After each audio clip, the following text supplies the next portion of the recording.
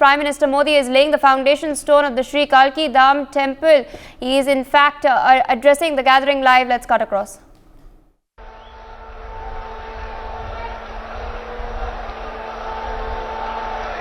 जय मां कैला देवी, जय मां कैला देवी, जय मां कैला देवी, जय बूढ़े बाबा की, जय बूढ़े बाबा की,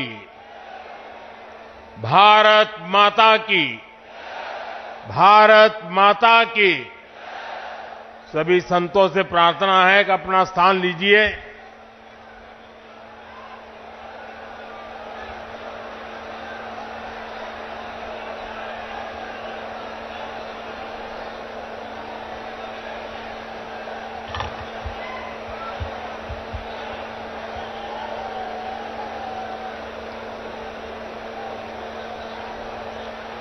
उत्तर प्रदेश के ऊर्जावान मुख्यमंत्री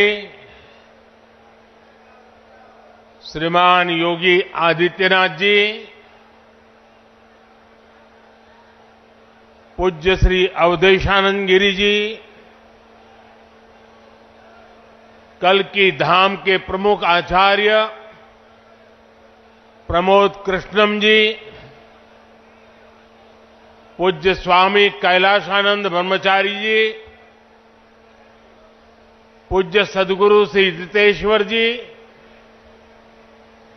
विशाल संख्या में पधारे हुए भारत के भिन्न भिन्न कोने से आए हुए पूज्य संतगण और मेरे प्यारे श्रद्धावान भाइयों और बहनों, आज यूपी की धरती से प्रभु राम और प्रभु कृष्ण की भूमि से भक्ति, भाव और आध्यात्म की एक और धारा प्रवाहित होने को लालायित है। आज पूज्य संतों की साधना और जनमानस की भावना से एक और पवित्र धाम की नींव रखी जा रही है। अभी आप संतों आचार्यों की उपस्थिति में मुझे भव्य कल्की धाम के शिलान्यास का सौभाग्य मिला है। मुझे विश्वास है कि कल्की धाम भारतीय आस्था के एक और विराट केंद्र के रूप में उभर कर सामने आएगा। मैं सभी देशवासियों को और विश्व के सभी श्रद्धालुओं को शुभकामनाएं देता हूं। अभी आचार्य जी कह रहे थे कि 18 साल की प्रतीक्षा के बाद आज ये अवसर आया है। वैसे भी आचार्य जी कई ऐसे अच्छे काम हैं जो कुछ लोग मेरे लिए ही छोड़ करके चले गए हैं।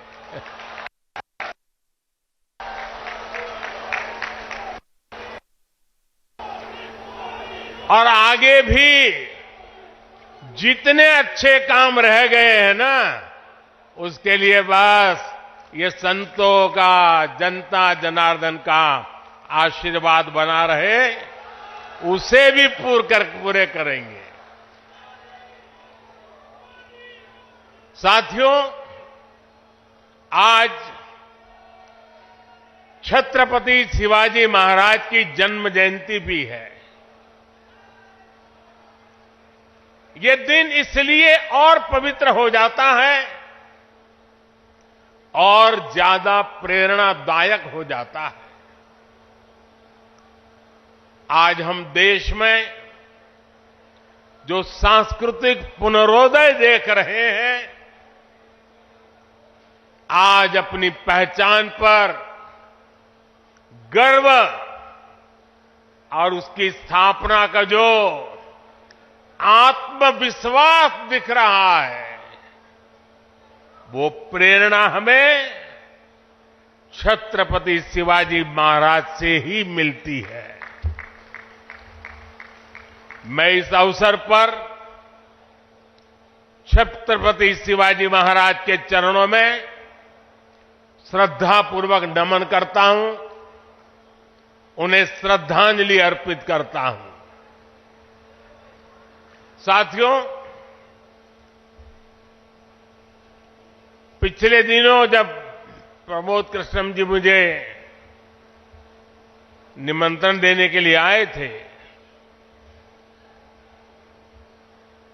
जो बातें उन्होंने बताई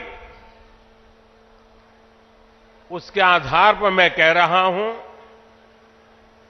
कि आज जितना आनंद उनको हो रहा है, उससे अनेक गुना आनंद उनकी पूज्य माता जी की आत्मा जहां भी होगी उनको होता होगा।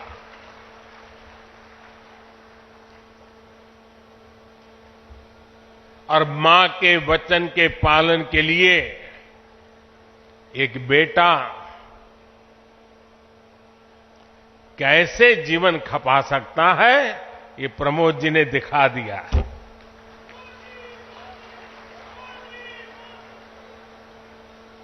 प्रमोद कृष्णम जी बता रहे थे कि कई एकड़ में फैला ये विशाल धाम कई मायनों में विशिष्ट होने वाला है। एक ऐसा मंदिर होगा, जैसा मुझे उन्होंने पूरा समझाया अभी, जिसमें 10 गर्भगृह होंगे और भगवान के सभी 10 अवतारों को विराजमान किया जाएगा। 10 अवतारों के माध्यम से हमारे शास्त्रों ने केवल मनुष्य ही नहीं बल्कि अलग अलग स्वरूपों में ईश्वरीय अवतार को प्रस्तुत किया गया है। यानी हमने हर जीवन में ईश्वर की ही चेतना के दर्शन किए हैं। हमने ईश्वर के स्वरूप को सिंह में भी देखा, वराह में भी देखा और कच्छप में भी देखा।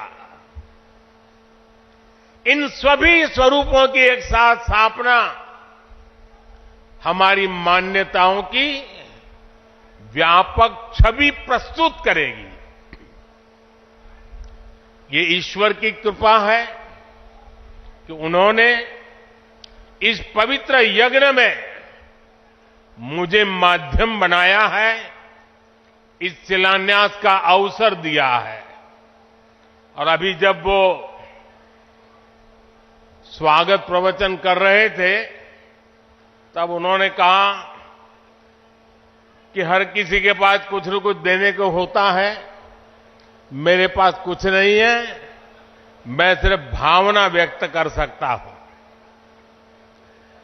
प्रमोद जी, अच्छा हुआ कुछ दिया नहीं, वरना जमाना ऐसा बदल गया है कि अगर आज के युग में सुदामा श्री कृष्ण को एक पोटली में चावल देते, वीडियो निकल आती, सुप्रीम कोर्ट में पीआई हो जाती और जजमेंट आता कि भगवान कृष्ण को भ्रष्टाचार में कुछ दिया गया और भगवान कृष्ण भ्रष्टाचार कर रहे थे। इस व्यक्त में हम जुगर रहे और इसे अच्छा है कि आपने भावना प्रकट की और कुछ दिया नहीं।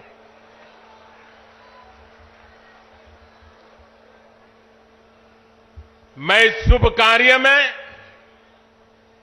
अपना मार्गदर्शन देने के लिए पधारे सभी संतों को भी नमन करता हूं। मैं आचार्य प्रमोद कृष्णम जी को भी बधाई देता हूं। साथियों, आज संबल में हम जिस अवसर के साक्षी बन रहे हैं, ये भारत के सांस्कृतिक नवजागरण का एक और अद्भुत क्षण है। अभी पिछले महीने ही 22 जनवरी को देश ने अयोध्या में 500 साल के इंतजार को पूरा होते देखा है। राम लला के विराजमान होने का वो अलौकिक अनुभव, वो दिव्य अनुभूति अब भी हमें भावुक कर जाती है। इसी बीच हम देश से सैकड़ों किलोमीटर दूर अरब की धरती पर अबू धाबी में पहले विराट मंदिर के लोकार्पण के साक्षी भी बने हैं। पहले जो कल्पना से भी परे था, अब वो हकीकत बन चुका है।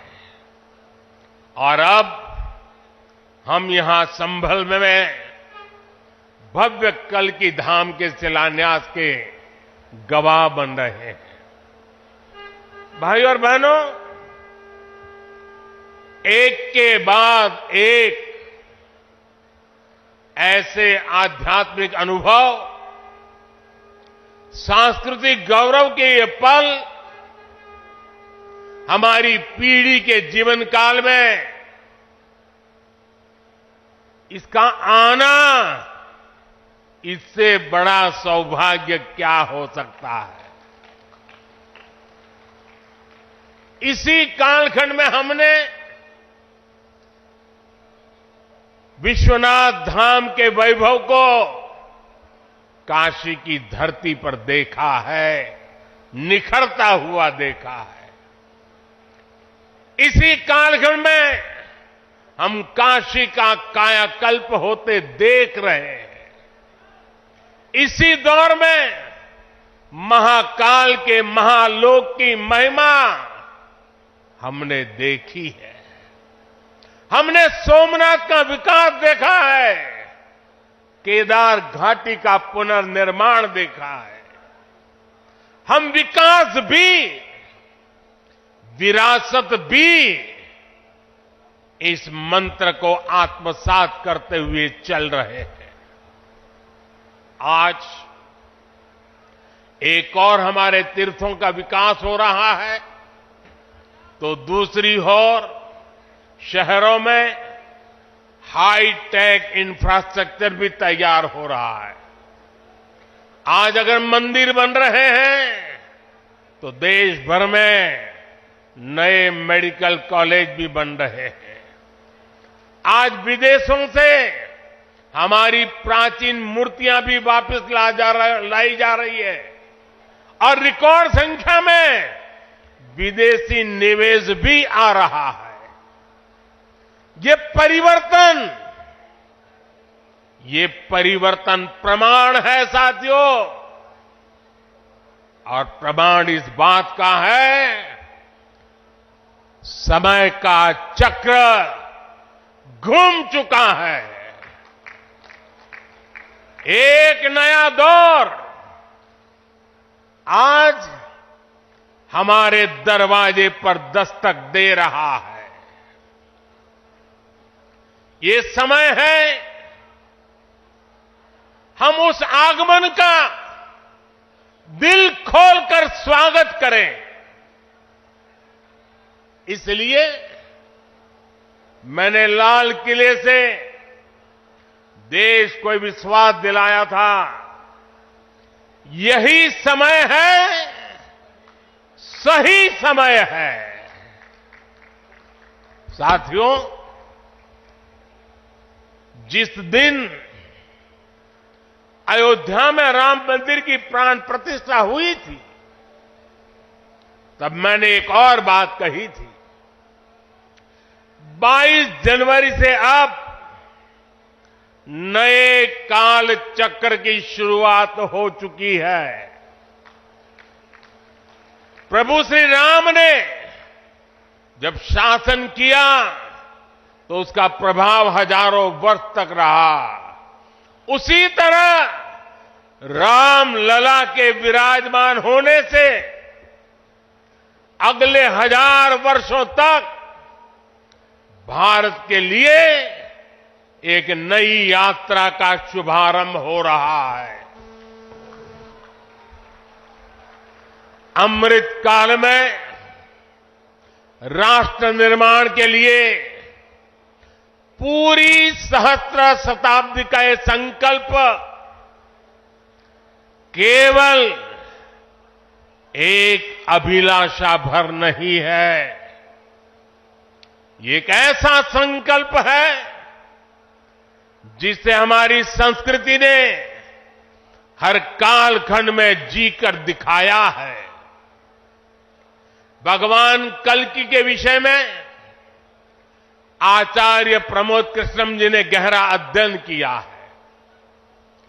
भगवान कल्कि के अवतार से जुड़े कई सारे तथ्य और शास्त्रीय जानकारियां भी आचार्य प्रमोद कृष्णम जी मुझे बता रहे थे। जैसे उन्होंने बताया कि कल्कि पुराण में लिखा है, शंभले वस तस्तस्य सहस्त्र परिवत्सरा, यानी भगवान राम की तरह ही कल्कि का अवतार भी हजारों वर्षों की रूपरेखा तय करेगा। इसलिए भाइयों और बहनों, हम ये कह सकते हैं कि कल्कि काल चक्र के परिवर्तन के प्रणेता भी है और प्रेरणा स्रोत भी है। और शायद इसीलिए कल्कि धाम एक ऐसा स्थान होने जा रहा है जो उन भगवान को समर्पित है जिनको अभी अवतार होना बाकी है। अब कल्पना करिए, हमारे शास्त्रों में सैकड़ों हजारों साल पहले भविष्य को लेकर इस तरह की अवधारणा लिखी गई। हजारों वर्ष बाद की घटनाओं के लिए भी सोचा गया। ये कितना अद्भुत है, और ये भी कितना अद्भुत है कि आज प्रमोद कृष्णम जैसे लोग पूरे विश्वास के साथ उन मान्यताओं को आगे बढ़ा रहे हैं, अपना जीवन खपा रहे हैं। वो भगवान कल्कि के लिए मंदिर बना रहे हैं, उनकी आराधना कर रहे हैं। हजारों वर्ष बाद की आस्था और अभी से उसकी तैयारी, यानी हम लोग भविष्य को लेकर कितने तैयार रहने वाले लोग हैं। इसके लिए तो प्रमोद कृष्णम जी वाकई सराहना के पात्र हैं। मैं तो प्रमोद कृष्णम जी को एक राजनीतिक व्यक्ति के रूप में दूर से जानता था, मेरा परिचय नहीं था।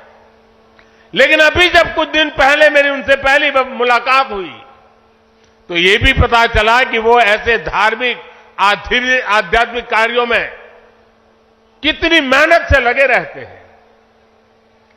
कल्कि मंदिर के लिए इन्हें पिछली सरकारों से लंबी लड़ाई लड़नी पड़ी, कोर्ट के चक्कर भी लगाने पड़े। वो मुझे बता रहे थे कि एक समय उन्हें कहा जा रहा था कि मंदिर बनाने से शांति व्यवस्था बिगड़ जाएगी। आज हमारी सरकार में प्रमोद कृष्णम जी निश्चिंत होकर इस काम को शुरू कर पाए हैं। मुझे भरोसा है कि मंदिर इस बात का प्रमाण होगी कि हम बेहतर भविष्य को लेकर कितने सकारात्मक रहने वाले लोग हैं। साथियों, भारत पराभव से भी विजय को खींच करके लाने वाला राष्ट्र है। हम पर सैकड़ों वर्षों तक इतने आक्रमण हुए, कोई और देश होता, कोई और समाज होता तो लगातार इतने आक्रमणों की चोट से पूरी तरह नष्ट हो गया होता। फिर भी हम न केवल डटे रहे, बल्कि और भी ज्यादा मजबूत होकर सामने आए। आज सदियों के वो बलिदान फलीभूत हो रहे हैं। जैसे कोई बीज वर्षों के अकाल में पड़ा रहा हो, लेकिन जब वर्षा काल आता है तो वो बीज अंकुरित हो उठता है। वैसे ही आज भारत के अमृत काल में भारत के गौरव, भारत के उत्कर्ष और भारत के सामर्थ्य का बीज अंकुरित हो रहा है। एक के बाद एक हर क्षेत्र में कितना कुछ नया हो रहा है। जैसे देश के संत और आचार्य नए मंदिर बनवा रहे हैं, वैसे ही मुझे ईश्वर ने राष्ट्र रूपी मंदिर के नवनिर्माण का दायित्व सौंपा है। मैं दिन रात राष्ट्र रूपी मंदिर को भव्यता देने में लगा हूं, उसके गौरव का विस्तार कर रहा हूं। इस निष्ठा के परिणाम भी हमें उसी तेजी से मिल रहे हैं। आज पहली बार भारत उस मुकाम पर है जहां हम अनुसरण नहीं कर रहे हैं, उदाहरण पेश कर रहे हैं। आज पहली बार भारत को टेक्नोलॉजी और डिजिटल टेक्नोलॉजी के क्षेत्र में संभावनाओं के केंद्र के रूप में देखा जा रहा है। हमारी पहचान इनोवेशन हब के तौर पर हो रही है। हम पहली बार दुनिया की 5वीं सबसे बड़ी अर्थव्यवस्था जैसे बड़े मुकाम पर पहुंचे हैं। हम चंद्रमा के दक्षिण ध्रुव तक पहुंचने वाले पहले देश बने हैं। पहली बार भारत में वंदे भारत और नमो भारत जैसी आधुनिक ट्रेनें चल रही है। पहली बार भारत में बुलेट ट्रेन चलने की तैयारी हो रही है। पहली बार हाईटेक हाईवे, एक्सप्रेसवेज का इतना बड़ा नेटवर्क और उसकी ताकत देश के पास है। पहली बार भारत का नागरिक, चाहे वो दुनिया के किसी भी देश में हो, अपने आप को इतना गौरवान्वित महसूस करता है। देश में सकारात्मक सोच और आत्मविश्वास का ये जो ज्वार हम देख रहे हैं, एक अद्भुत अनुभूति है। इसलिए आज हमारी शक्ति भी अनंत है और हमारे लिए संभावनाएं भी अपार है। साथियों, राष्ट्र को सफल होने के लिए ऊर्जा सामूहिकता से मिलती है। हमारे वेद कहते हैं, सहस्त्र शीर्षा पुरुष, सहस्त्र शीर्षा पुरुष, सहस्त्राक्ष सहस्त्रपाद, अर्थात निर्माण के लिए हजारों, लाखों, करोड़ों हाथ है। गतिमान होने के लिए हजारों, लाखों, करोड़ों पैर है। आज हमें भारत में उसी विराट चेतना के दर्शन हो रहे हैं।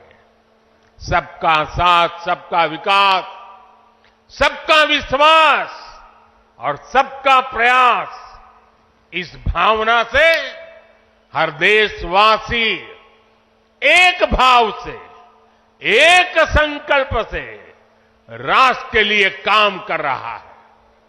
आप पिछले 10 वर्षों में कार्यों के विस्तार को देखिए। 4 करोड़ से ज्यादा लोगों को प्रधानमंत्री आवास योजना के तहत पक्के घर, 11 करोड़ परिवारों को शौचालय यानी इज्जत घर, 2.5 करोड़ परिवारों को घर में बिजली, 10 करोड़ से अधिक परिवारों को पानी के लिए कनेक्शन, 80 करोड़ लोगों को मुफ्त राशन, 10 करोड़ महिलाओं को कम कीमत पर गैस सिलेंडर, 50 करोड़ लोगों को स्वस्थ जीवन के लिए आयुष्मान कार्ड, करीब 10 करोड़ किसानों को किसान सम्मान निधि। कोरोना काल में हर देशवासी को मुफ्त वैक्सीन, स्वच्छ भारत जैसा बड़ा अभियान, आज पूरी दुनिया में भारत के इन कामों की चर्चा हो रही है। इस स्केल पर काम इसलिए हो सके क्योंकि सरकार के इन प्रयासों से देशवासियों का सामर्थ्य जुड़ गया। आज लोग सरकार की योजनाओं का लाभ दिलाने के लिए गरीबों की मदद कर रहे हैं। लोग 100% सैचुरेशन के अभियान में हिस्सा बन रहे हैं। गरीब की सेवा का ये भाव समाज को नर में नारायण की प्रेरणा देने वाले हमारे आध्यात्मिक मूल्यों से मिली है। इसलिए देश ने विकसित भारत का निर्माण और अपनी विरासत पर गर्व के 5 प्राणों का आह्वान किया है। साथियों, भारत जब भी बड़े संकल्प लेता है, उसके मार्गदर्शन के लिए ईश्वरीय चेतना किसी न किसी रूप में हमारे बीच जरूर आती है। इसलिए गीता में भगवान श्री कृष्ण ने कहा, संभवामि युगे युगे, इतना बड़ा आश्वासन दे दिया है। लेकिन इस वचन के साथ ही तो हमें ये आदेश भी देते हैं कि कर्मण्येवाधिकारस्ते मा फलेषु कदाचन, अर्थात हमें फल की चिंता के बिना कर्तव्य भाव से कर्म करना है। भगवान का ये वचन, उनका ये निर्देश आज 140 करोड़ देशवासियों के लिए जीवन मंत्र की तरह है। अगले 25 वर्षों के इस कर्तव्य काल में हमें परिश्रम की पराकाष्ठा करनी है। हमें निस्वार्थ भाव से देश सेवा को सामने रखकर काम करना है। हमारे हर प्रयास में, हमारे हर काम से राष्ट्र को क्या लाभ होगा, ये प्रश्न हमारे मन में सबसे पहले आना चाहिए। यही प्रश्न राष्ट्र की सामूहिक चुनौतियों के समाधान पेश करेगा। मुझे विश्वास है कि भगवान कल्कि के आशीर्वाद से संकल्पों की हमारी ये यात्रा समय से पहले सिद्धि तक पहुंचेगी। हम सशक्त और समर्थ भारत के सपने को 100% पूरा होता देखेंगे। इसी की कामना के साथ आप सभी का मैं बहुत बहुत धन्यवाद करता हूं और इस भव्य आयोजन के लिए और इतनी बड़ी तादाद में संतों के आशीर्वाद प्राप्त करने के लिए मैं हृदय से प्रणाम करते हुए अपनी वाणी को विराम देता हूं। मेरे साथ बोले भारत माता की, भारत माता की, भारत माता की। बहुत बहुत धन्यवाद। For more such videos, subscribe to the NewsX YouTube channel, hit the bell icon.